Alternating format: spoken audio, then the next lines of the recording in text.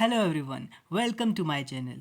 तो अगर आप किसी भी गवर्नमेंट जॉब की प्रेपरेशन कर रहे हैं तो ये चैनल आपकी बहुत हेल्प करने वाला है। इस चैनल पर मैं एक सीरीज़ स्टार्ट करने वाला हूँ जिसमें मैं हिंदी के कुछ इम्पॉर्टेंट टॉपिक वाइज एमसीक्यूज़ बताऊँगा जो कि अक्सर गवर्नमेंट जॉब के एग्ज़ाम में पूछे जाते हैं। मैं हर रोज़ आपके लिए एक 5 से 7 मिनट की छोटी सी वीडियो लेकर आऊँगा ताकि आपका टाइम वेस्ट भी ना हो और आपका एक बेस्ट रिवीजन भी हो जाए। तो चलिए शुरू करते हैं। आज का हमारा टॉपिक है वर्ण विचार। मैं चाहूँगा कि आप अपने आंसर्स को नोट करें और लास्ट में कमेंट्स में बताएं कि आपने 20 में से कितने सही आंसर किए हैं। तो चलिए आज का पहला क्वेश्चन है, हिंदी वर्णमाला में कुल कितने वर्ण होते हैं? तो इसका राइट आंसर क्या हो जाएगा? Option A 44, option B 52, option C 48 या ऑप्शन डी 56। तो इसका राइट आंसर हो जाएगा ऑप्शन नंबर बी यानी कि 52। चलिए नेक्स्ट क्वेश्चन देखते हैं।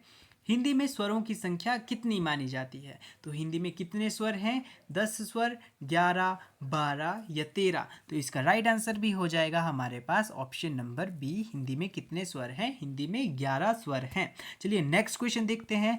निम्न में से कौन सा ह्रस्व स्वर है? देखिए अब आपको ह्रस्व स्वर बताना है। ह्रस्व स्वर कौन होते हैं जिनके उच्चारण में कम से कम समय लगता है? तो देखिए इसमें से कौन सी सही ऑप्शन है? तो इसका सही आंसर क्या हो जाएगा? ऑप्शन नंबर सी यानी कि छोटी ई। ठीक है, चलिए नेक्स्ट क्वेश्चन देखते हैं। निम्न में से कौन सा दीर्घ स्वर है? अब आपको बताना है कि दीर्घ स्वर कौन सा है।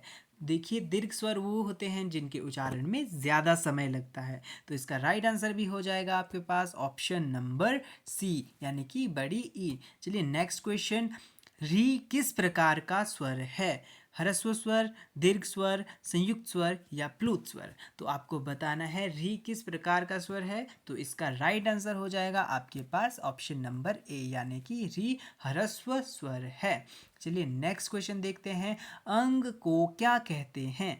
तो इसका राइट आंसर क्या हो जाएगा? अंग को विसर्ग कहते हैं, अनुस्वार कहते हैं, अनुनासिक कहते हैं या स्वर कहते हैं? तो इसे क्या कहा जाता है? इसे कहा जाता है ऑप्शन नंबर बी यानी कि अनुस्वार कहा जाता है। चलिए नेक्स्ट क्वेश्चन है हमारे पास, ज्ञ का सही विग्रह क्या है? तो ज्ञ का सही विग्रह बताना है। ज्ञ किन वर्णों से मिलकर बना है? तो इसका राइट आंसर हो जाएगा हमारे पास, देखिए जो लोग ऑप्शन नंबर ए के साथ जा रहे हैं वो बिल्कुल सही है यानी ज प्लस य। चलिए नेक्स्ट क्वेश्चन देखते हैं। हमारे पास नेक्स्ट क्वेश्चन है, निम्न में से कौन सा महाप्राण व्यंजन है? तो आपको बताना है महाप्राण व्यंजन कौन सा है। तो इसका राइट आंसर हो जाएगा आपके पास ऑप्शन नंबर, देखिए सी वाले बिल्कुल सही हो जाएंगे, ऑप्शन नंबर सी यानी कि ख। ख एक महाप्राण व्यंजन है। चलिए नेक्स्ट क्वेश्चन देखते हैं। निम्न में से कौन सा अल्प प्राण व्यंजन है? अब अल्प प्राण पूछा है तो जल्दी से देखिए अल्प प्राण कौन सा है। तो अल्प प्राण आपके पास हो जाएगा यानी नाइन्थ का आंसर भी हो जाएगा आपके पास ऑप्शन नंबर सी। क किस प्रकार का व्यंजन है? एक अल्प प्राण व्यंजन है। नेक्स्ट क्वेश्चन टेंथ में आपसे पूछा है, य र ल व को क्या कहते हैं? य र ल व को क्या हम कहते हैं? ऊष्म व्यंजन कहते हैं, स्पर्श व्यंजन कहते हैं, अंतस्थ व्यंजन कहते हैं या संयुक्त व्यंजन कहते हैं? तो इसका राइट आंसर हो जाएगा आपके पास 10 का भी ऑप्शन नंबर सी यानी कि अंतस्थ व्यंजन कहते हैं। चलिए नेक्स्ट क्वेश्चन देखते हैं।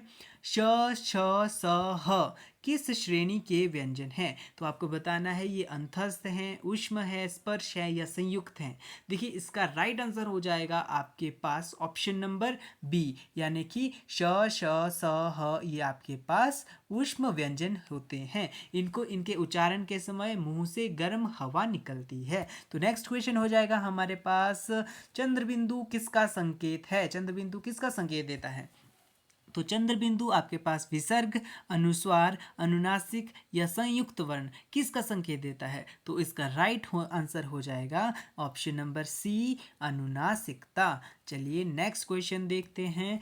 भारतीय संविधान के किस अनुच्छेद में हिंदी को संघ की राजभाषा घोषित किया गया है? यानी भारतीय संविधान के अनुसार किस अनुच्छेद में जो हिंदी को राजभाषा घोषित किया गया है? तो इसका राइट आंसर क्या हो जाएगा? जल्दी से ऑप्शंस देखिए और बताइए कौन सा इसका राइट आंसर है। अनुच्छेद 341, 343, 351 या 356? तो देखिए इसका राइट आंसर, जो लोग ऑप्शन बी टिक कर रहे हैं वो बिल्कुल सही हो जाएंगे। इसका राइट आंसर है अनुच्छेद 343।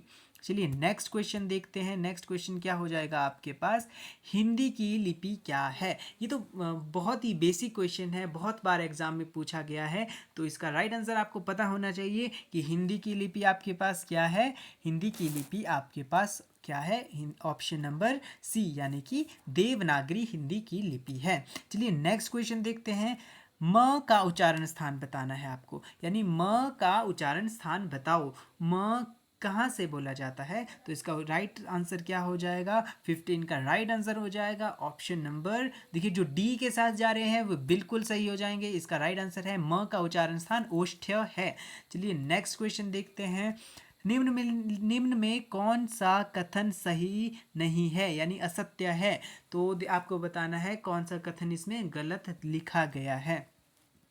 री ह्रस्व स्वर है, हाँ री एक ह्रस्व स्वर है, ये सही बताया गया है। इसमें री एक ह्रस्व स्वर है तो ये ठीक है।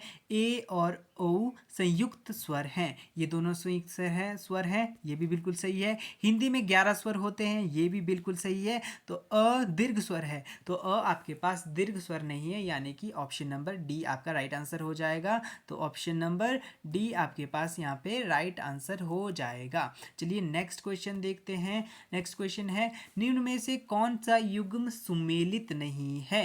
यानी कौन सा युग्म कौन सा जोड़ा इसमें गलत दिया गया है? इसमें बताया है जो क वर्ग है उसका उच्चारण स्थान कंठ्य है, च वर्ग का तालव्य, ट वर्ग का दंत्य और प वर्ग का ओष्ठ्य। आपको बताना है कि कौन सा इसमें सुमेलित नहीं है। तो इसका राइट आंसर हो जाएगा आपके पास ऑप्शन नंबर कौन सा? ऑप्शन नंबर सी यानी कि ट आपके पास एक सुमेलित युग्म नहीं है, ट को दंत्य से नहीं बोला जाता है। तो इसका राइट आंसर हो जाएगा ऑप्शन नंबर सी। देखिए नेक्स्ट क्वेश्चन देखते हैं।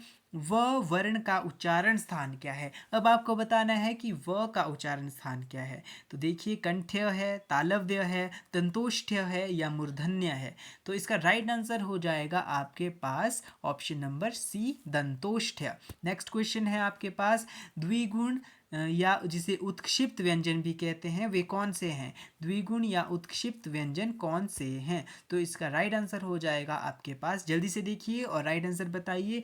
ए होगा, बी होगा, सी होगा या डी होगा?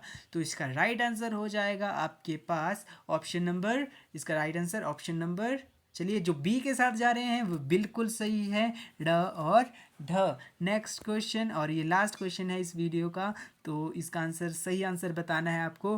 भाषा की सबसे छोटी इकाई क्या कहलाती है? भाषा की सबसे छोटी इकाई क्या कहलाती है? तो इसका राइट आंसर हो जाएगा ऑप्शन नंबर डी यानी कि वर्ण, यानी वर्ण।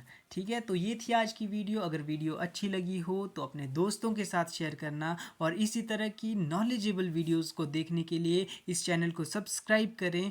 और नेक्स्ट की वीडियो हमारी किस टॉपिक पर रहेगी ये कमेंट्स में बताना। Thank you for watching.